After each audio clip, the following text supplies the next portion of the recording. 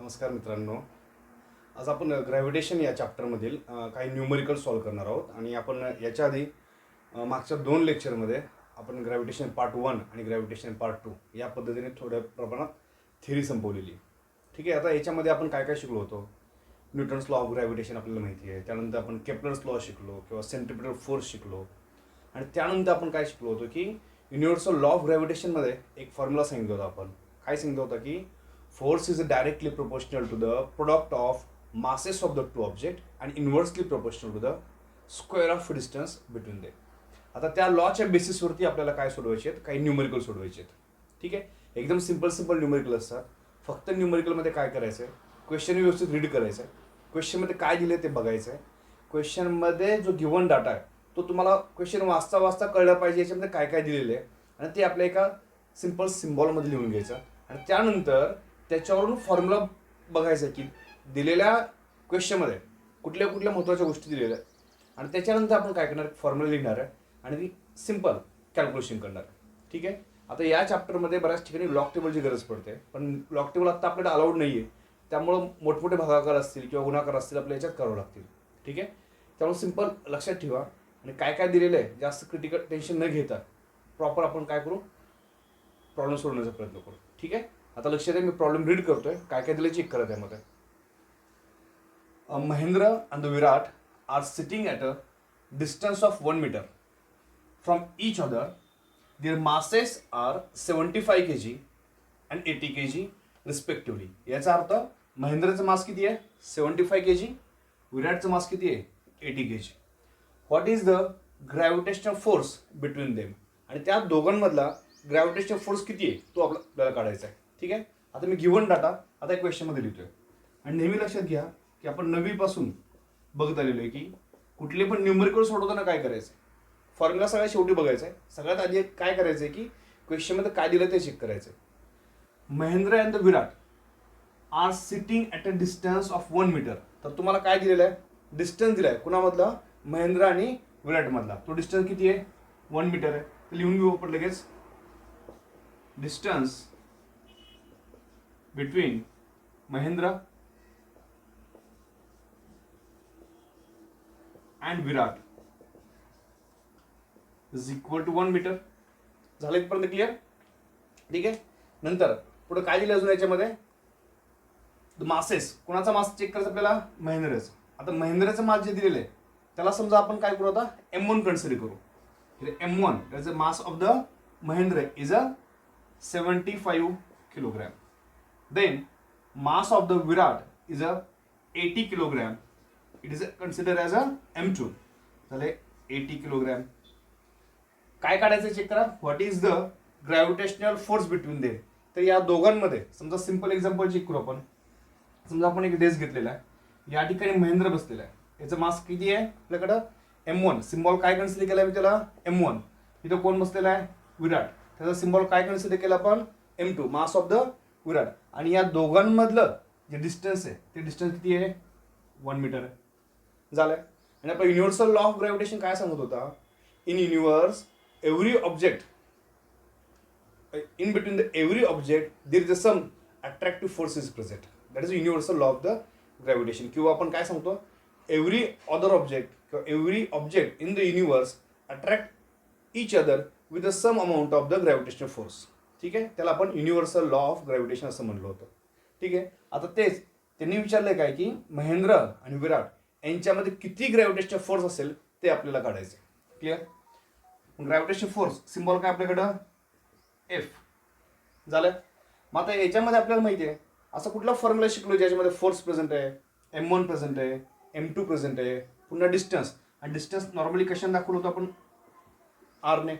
ठीक आहे. मग आता आपल्याला आता कळलं याच्यामध्ये फोर्स काढायचा आहे तर आपल्याला फॉर्म्युला माहिती आहे. काय फॉर्म्युला आपल्याकडं, F इज इक्वल टू काय फॉर्म्युला होता, G M1 M2 upon R square. हा फॉर्म्युला कोणाचा आहे, फोर्सचा. आणि याच्यामध्ये G काय सांगा लवकर, G is a gravitational constant. पण M1 is a mass of Mahendra, M2 is a mass of Virat. What is R, R is a distance between the Mahendra and the Virat. Clear सगळ्यांना. आत्ताच आपण फोर्सचा फॉर्म्युला बघितला आणि काय काय एक्सप्लेन केलं त्यामध्ये, F मध्ये काय होतं, G मध्ये काय होतं, M1 म्हणजे काय, M2 म्हणजे काय आणि R म्हणजे काय. आता दिलेल्या गिवन टर्म तर तुम्हाला आता क्लिअर झाले असतील. आता चेक करू की ह्या सर्व व्हॅल्यू आपल्याकडे आहेत का. आता फोर्स काढायचं, जी आहे का आपल्याकडं, जी माहिती सगळं ना, ग्रॅव्हिटेशनल कॉन्स्टंट काय असतं व्हॅल्यू त्याची 6.67 into 10⁻11 newton metre square per kg square. ही व्हॅल्यू आपल्याला सगळ्यांची आता लक्षात असली पाहिजे. काही वेळेस क्वेश्चनमध्ये दिले जाते, काही वेळेस देत नाहीत, त्यावेळेस आपल्याला ती व्हॅल्यू क्लिअरली माहीत पाहिजे. समजलंय. नंतर M1 आहे का चेक करा. M1 is a 75 kg, M2 is a 80 kg, R is a 1 metre. Then put the value, G ची value 6.67 into 10⁻11 newton metre square per kg square. ठीक आहे. आता युनिट कशा प्रकारे कॅन्सल होतं ते मी शेवटी पुन्हा एकदा दाखवतो. आता फक्त आपण काय करू, व्हॅल्यू पुट करू. M1 ची व्हॅल्यू किती आहे आपल्याकडं 75 kg, M2 ची व्हॅल्यू किती आहे 80 kg divide by R. R कोण आपल्याकडे इथं 1चं काय केलं आपण इथं स्क्वेअर. नंतर आता दिलेल्या क्वेश्चनमध्ये जास्त काही घाबरत बसायचं नाही की क्वेश्चन असं वाटतं की खूप मोठं कॅल्क्युलेशन आहे. जेवढं पॉसिबल आहे तेवढं सिम्पल करण्याचा प्रयत्न करायचा. ठीक आहे. आता आपण काय करू, आपल्याला सगळ्यात सोपा कुठला पर्याय आता याच्यातला 75 इंटू 80. सिम्पल मल्टिप्लिकेशन करा. समजा आता या ठिकाणी मल्टिप्लिकेशन करतोय मी 75 इंटू वॉट 80. याची व्हॅल्यू किती आली 0 प्लस 8 इंटू 5 काय आलं 40, 8 इंटू 7 56 प्लस काय आलं याच्यामध्ये 4 म्हणजे काय झालं तो 6. ओव्हरऑल व्हॅल्यू आन्सर आलं काय आपलं 6000. एक व्हॅल्यू क्लिअर झाली आपली. पुन्हा आहे ते आपल्या फॉर्म्युलामध्ये लिहून टाकू. F is equal to what 6.67 into 10⁻11 into what 6000. ठीक आहे. आता आपण याला काय करू, याच व्हॅल्यूला सिम्प्लिफाय करू. ठीक आहे.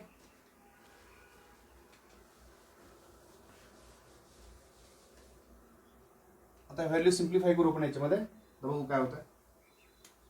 आता 6000 जो लिहिलेला आहे तो 6000 आपण सिम्पल याच्यामध्ये आपण काय करू शकतो, ब्रेक करू शकतो, जेणेकरून आपलं मोठं कॅल्क्युलेशन काय होणार ते लहान होऊन जाईल. ठीक आहे. नॉर्मली आता एक सिम्पल व्हॅल्यू शिकवतो आधी. समजा आपण 100 जर व्हॅल्यू कन्सिडर केली, किती सांगितली मी 100. तर 100 म्हणजे काय असतं actual, is a 10 into 10. Clear. 10 किती इथं 1, पुन्हा येते काय 10⁻1. या दोघांचं जर मल्टिप्लिकेशन केलं तर आन्सर किती भेटणार आपल्याला 100 भेटणार आहे. क्लिअर आहे. म्हणजे आपण काय करतोय, 100च्या ऐवजी काय लिहू शकतो इथं, वी कॅन राईट द 10⁻2. काय घेतं आपण इथं 10⁻2. पण समजा मला असं वाटलं की आता इथं 1000 करायचं आहे, तर मी अजून काय करू शकतो 10⁻1. आणि यांची आपण काय करतोय ॲडिशन करतोय, म्हणजे काय होईल इथं 10⁻3 झालंय. 1000 सिम्पल लँग्वेजमध्ये कसं लिहिलं आपण 10⁻3. मग आता आपली व्हॅल्यू किती आहे इथं 6000 आहे. मग 6000ला काय करावं लागणार आहे, सिम्पल काय करणार आपण इथं, instead of 6000 we can write the 6 into 10⁻3. म्हणजे 1000 जो लिहिला होता, जो 1000 लिहिण्याची मेथड कशी आहे, इट इज अ 10⁻3. किंवा अजून कसं लिहू शकतो 1 इंटू 10⁻3. सेम 6000 कसं असेल 6 इंटू 10⁻3. आणि इथं काय प्रेझेंट आहे आपल्याकडं 6.67 इंटू 10⁻11. पुन्हाची व्हॅल्यू काढतो आपण इथं फोर्सची. ठीक आहे. आता आपण यांचं कॅल्क्युलेशन करून बघू. आता 6 इंटू 6.67. आता हे तर आपल्याला येत आहे, कॅल्क्युलेशन करून घेऊ आपण. 6.67 घेतलं इंटू वॉट 6 इंटू 7 किती झाले ते 42. 6 into 6 36 plus 4 40. 6 into 6 again 36 plus 4 it is a 40. Point adjust करू आपण. आन्सर काय आहे 40.02. मग ओव्हरऑल फोर्स जो आलेला आहे किती आला 40.02. राहिलेलं काय शिल्लक चेक करू आपण इथं इंटू 10⁻11 इंटू 10⁻3. -11 आहे तिथे 10 काय 3 आहे. आणि यांची आपल्यात काय होतंय ॲडिशन होत आहे. पण 11चं साईन कुठलं आहे मायनस आहे. आणि 11 - 3 काय येणार इथं 8. आणि साईन कोणाचा असेल मोठ्या व्हॅल्यूचा. आन्सर काय लिहितं force is equal to 40.02 into 10⁻8. आता आपल्याला काय करायचं आहे पॉईंट ॲडजस्टमेंट. नॉर्मली आपण सिंगल डिजिटसाठी आन्सर काढण्याचा प्रयत्न करतोय, त्यामुळे इथला जो पॉईंट आहे तो पॉईंट काय होईल या बाजूला सरकेल. म्हणून फोर्स काय होणार आहे here force is equal to 4.002 into what into 10⁻⁷. ठीक आहे. आता याच्यामध्ये युनिट आता फोर्सचं आपल्याला माहिती आहे. काय युनिट आहे फोर्सचं? फोर्स युनिट न्यूटन आहे. तरी अजून ॲक्च्युअल युनिट काढतात कसं? बरेच जण एक्झाममध्ये प्रॉब्लेम काय होतो की त्यांनी युनिट लक्ष येत नाही किंवा काय करायचं हे समजत नाही. तर आता मी सिम्पल वेळेने दाखवतो युनिट लक्षात ठेवणार कसं काय. समजा जी व्हॅल्यू होती आपली 6.67 10⁻11, म्हणजे क्वेश्चनमध्ये व्हॅल्यू काय होती इथं? Newton metre square per kg square, म्हणजे काय होतं? kg मायनस स्क्वेअर झालाय. नंतर अजून काय होतं आपल्याकडं? मास होतं. ते कशामध्ये होतं? kg मध्ये. kg महेंद्रच kg1. नंतर कुणाचा होता? विराटचा. तो पण काय होता? kg1 होता. Divide by the R square. R म्हणजे काय? एका आरचं युनिट काय? मीटर. पुन्हा दुसरा स्क्वेअर आहे म्हणून काय झाला? Metre square. आता हा मीटर स्क्वेअर आणि मीटर स्क्वेअर काय होणार आहे? कॅन्सल होईल. kg स्क्वेअर आणि हा kg1 काय होणार आहे? कॅन्सल. राहिला काय फक्त इथं? न्यूटन. क्लिअर. आता हे तर आपलं पाठच असतं की फोर्स युनिट काय तर न्यूटन आहे. आपण बऱ्याच वेळा सारखं पण चेक करतोय. लक्षात आले. तरी पण एखाद्याला जर युनिट जर लक्षात राहत नसेल तर क्वेश्चनमध्ये तुम्हाला युनिट दिलेले असतात. ते युनिट आहे तसे तुम्ही प्रॉब्लेममध्ये लिहू शकता आणि जिथे जिथे कॅन्सल होतात ते कॅन्सल करायचं. राहिलेला तुमचा काय असणार इथं? युनिट असणार आहे. क्लिअर सगळ्यांना. मग आता ओव्हरऑल या क्वेश्चनमध्ये काय समजलंय? महेंद्र आणि विराट जर एकमेकापासून 1 मीटर डिस्टन्सवरती बसले असतील तर यांच्यामध्ये असणारा फोर्स किती असणार आहे? 4.002 इंटू 10⁻⁷ न्यूटन. क्लिअर. आता फोर्स काय खूप जास्त आहे का? आता इथं सांगू शकतो हिअर 10⁻⁷ म्हणजे जर फोर्स जर कन्सिडर केला तर 0.0000 शेवटी काय असतं तुम्हाला इथं? 4002 ची व्हॅल्यू असेल. मग याचा अर्थ काय? This force is very very small. आता त्यांचं म्हणणं काय याच्यामध्ये? If there is a friction on the surface is very very low or it is a zero, then there is a chances of attraction of the one object towards the another object. मग तो किती व्हेलॉसिटीने जाईल, कशा प्रकारे तो attract होईल, हे आता आपल्याला पुढच्या एक्झाम्पलमध्ये शिकायचं आहे. कारण की यांच्या या ग्रॅव्हिटेशन चॅप्टरमध्ये एक्झाम्पल एकमेकांवरती डिपेंड आहेत. म्हणजे त्यांनी काय केलं की हे याच एक्झाम्पलला पुन्हा पुढच्या एक्झाम्पलमध्ये व्हेलॉसिटी काढण्यासाठी, म्हणजे जर महेंद्र मूव्ह होतोय तर कितीने मूव्ह होतोय, किती प्रकारे अट्रॅक्ट होतोय, कसा अट्रॅक्ट होतोय, हे आता आपल्याला पुढच्या एक्झाम्पलमध्ये चेक करायचं. समजतं सगळ्यांना? क्लिअर. आता चेक करू आता न्यूमरिकल सेकंड. याच्या आधी आपण न्यूमरिकल 1 चेक केला आणि त्याच्यामध्ये जो फोर्स होता किंवा ते महेंद्रचं मास होतं आणि विराटचं मास होतं ते पूर्णच्या पूर्ण आपल्याला या एक्झाम्पलमध्ये यूज करायचं आहे. जसा क्वेश्चन पुस्तकात दिला आहे तसाच मांडलेला आहे. परीक्षेत असे एकाखाली एक असे 2 असे प्रॉब्लेम येत नाहीत.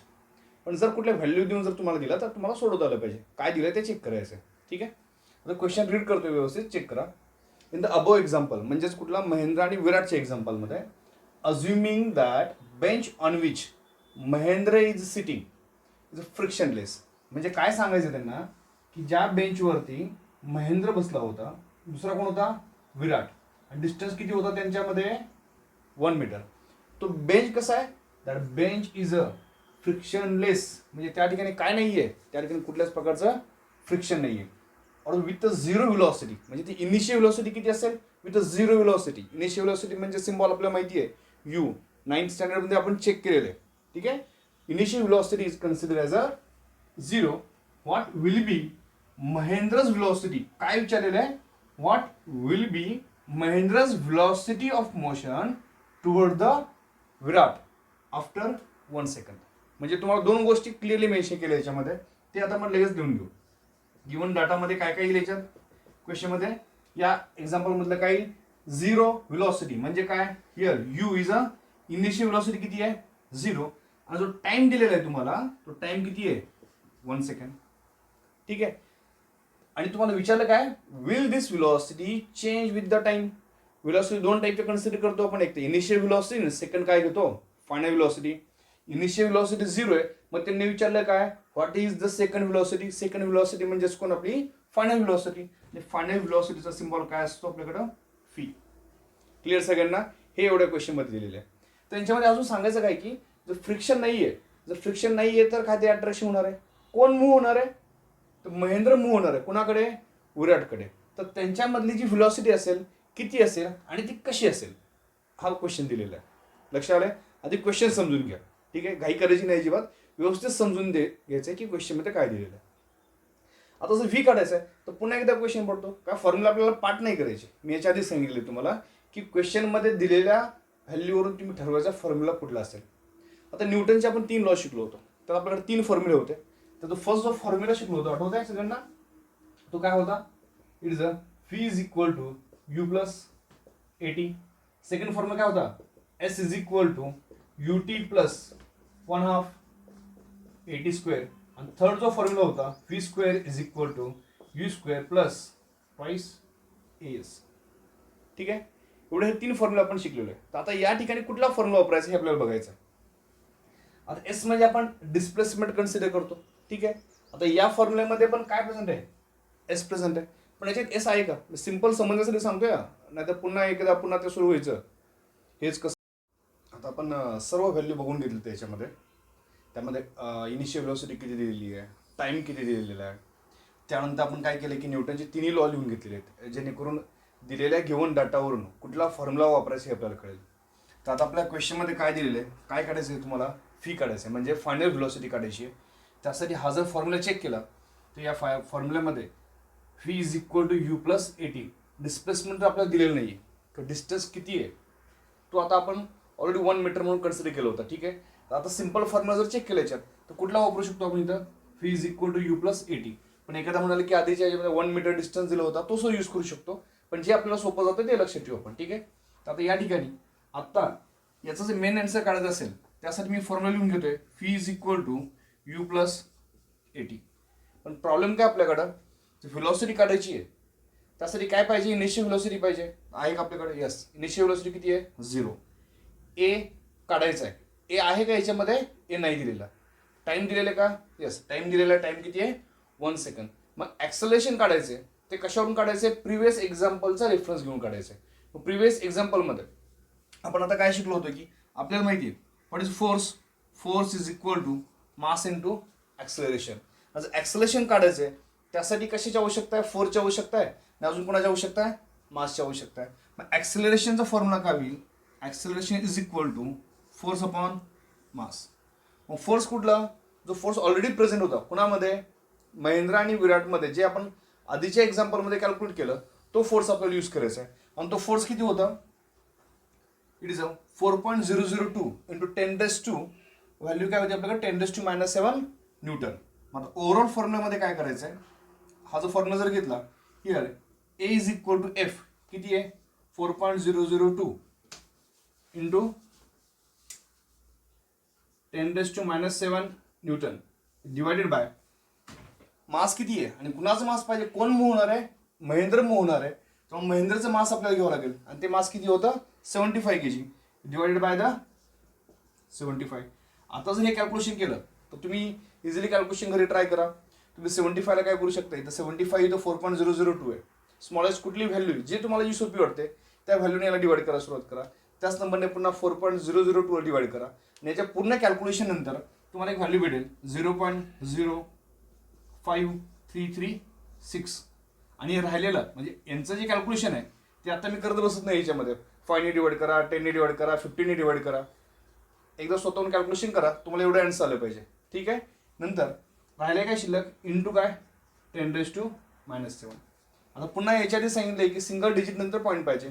या पद्धतीने आपण आन्सर काढतोय. तर काय करणार इथं?